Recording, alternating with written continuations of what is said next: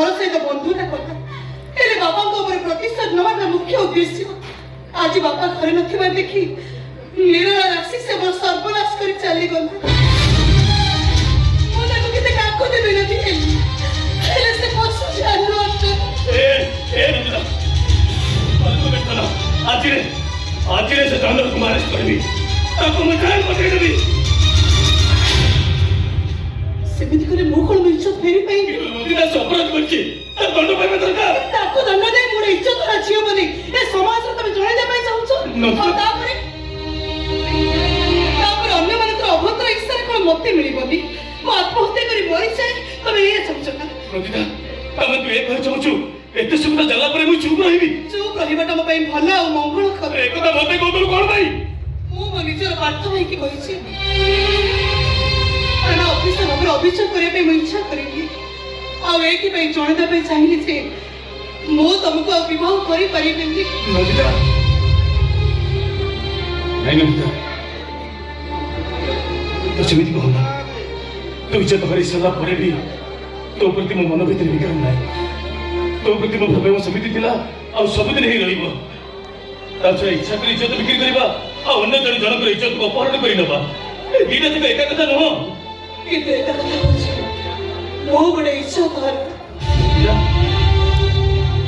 ए अपवित्र देह को दमक देवता को अर्पण करे में पाप मने को लक्ष्य को निते बंचन को दियो मो कथा की कौनसी परिस्थिति में तम भली देवतार पाद को सब करे परिबे मते क्षमा कर दियो पाप मते क्षमा कर दियो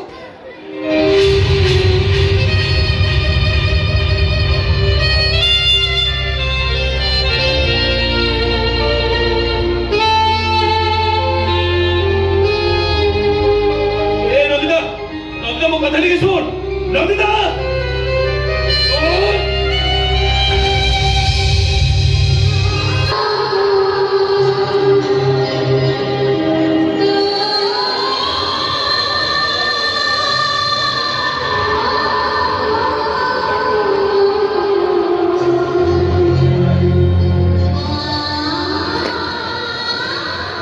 अपन के सधरे ना देइले छंदिका बड़े छंदमय रंगमय प्रेममय जीवन परिकल्पना कर निश्चय ना देते छंदिता आज बहुत छंदरे नाचुची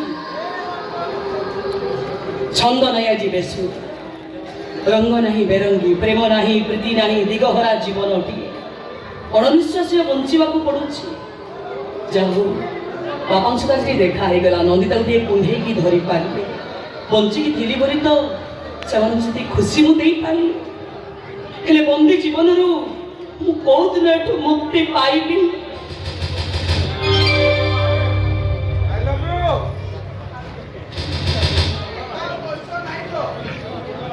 इतने राति रे मोर कौन किए बाड़ौची इतने राति तो मोर किए आसंती किए हिथिबो ओहो आज मते बाहर को जीवा नहीं पुणी किसी प्रश्न मते सम्मुखीन होगा पड़ो इले मोर कथा बुझी पारुनी आस्ते आस्ते कोड किए नग्न करछि कौन तरुण ना ना ना सी ही नथि से तो मन को आसंती ताले किए हिथिबो देखिबा की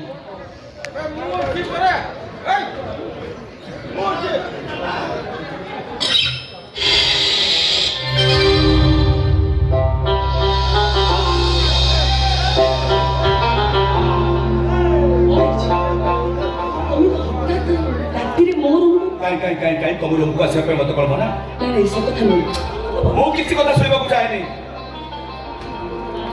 मो संपर्क अधिकार चाहे ओ अधिकार प्रथम मत संपर्क कथा को आमे के को संपर्क रे बांधी आमे दुए समिस्त संपर्क रे बांधी छी तारे को अधिकार बोल प्रश्न करछ कोन पई मो काई स्वामी अधिकार पत्र सुखबर आवश्यक देखो हमर आउथरे बैठक रीति अनुसार बांध तापरे शारीरिक संपर्क रखिया बोली हमर स्थिर होई छी ना सेमाने काई का सुख को नियंत्रण करिवे अच्छा मो काई ता कथा सुनी ए तो असुविधा कोन होछि मु तो बडे पळे जाउनी ना अनामिका बडे कथा कहि कौन को तमे कोठे रे देह संपर्क करिवे मोर संग तुम जीवन रे किछ खराब संपर्क करिवे विवाह परे देह संपर्क रखिया पे मो व्याकुल थिला बळे तम व्याकुलता देखिया पई आउनी कोन पई ता होछि मोर लज्जा लज्जा ना देह सुख स्वाद तुम आगु चाखी सारी छ तमे तुम अविश्वास करछो केमिति विश्वास करी तमे को तो मत पाखरे पई तोर अनाथ रो बाबा ଥରୁଟେ ଛାତିରେ ଭିଡ଼ି ଧରିବାର ଇଚ୍ଛା ବି କରୁନ।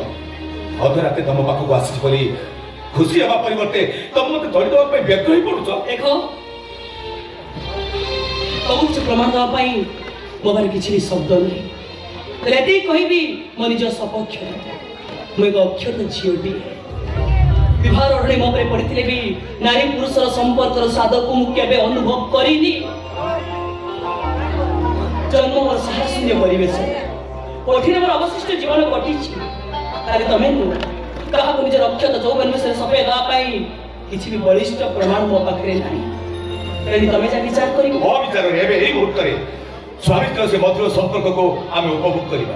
ଅବୁଝା ହୁଅନି, ମୋ କଥା ମାନ କେଇଟା ଦିନର କଥା। ତାପରେ ସବୁଦିନ ତମ ପାଖରେ ରହିବି, ଗୋଟାଏ ବିଛଣାରେ ଆମେ କାଟିବା ନା। ଆରେ ଆମେ ତ ଗୋପନ ସମ୍ପର୍କ କରିବା। ତ ଭୟ କରୁଛ କାହିଁକି? ଯୋଉଟା ଆମର ପ୍ରାପ୍ୟ ଆମେ ତ ଲୁଚେଇ ଚୁରେଇ ଭୋଗ କରିବା କଣ ପାଇଁ? ତାହେଲେ ସେଥିରେ କୋଠି ଯେମିତି ମୋ କଥା ବାଡ଼ି ଦେଇଥିଲ, ଏ କଥା ଭିତରେ ଫରକ କଣ? ସବୁ ହଉଛି ମୋ ଭାଗ୍ୟ। ପରିସ୍ଥିତି ଆଜି ମୋତେ ସେମିତି କରିଦେଇଛି। କୋଠିରେ ଥିବା ସମୟରେ ମୁଁ କାହା ସହିତ ଶାରୀରିକ ସମ୍ପର୍କ ରଖୁନଥିଲି ବୋଲି ସେଦିନ ତମ ପ୍ରସ୍ତାବରେ ମୁଁ ରାଜି ହେଇନଥିଲି। ଆଜି ସ୍ୱାମୀ ସ୍ତ୍ରୀ ସମ୍ପର୍କ ଛନ୍ଦେଇ ସାରିଲା ପରେ ପରିବାର ନିର୍ଦ୍ଦେଶ ମୋ ପାଇଁ ପ୍ରତିବନ୍ଧକ ସାଜିଛି।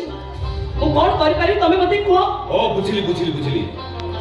ତମେ ଖାଲି ମୋ ପରିବାର ନିର୍ଦ୍ଦେଶ ମାନିବ, ସ୍ୱାମୀର ନିର୍ଦ୍ଦେଶ ନୁହଁ। କାହିଁକି ମୋତେ ଧର୍ମ ସଙ୍କଟରେ ପକଉଛ କହିଲ? ତମ ଧର୍ମକୁ ତମେ ନେଇ ରୁହ।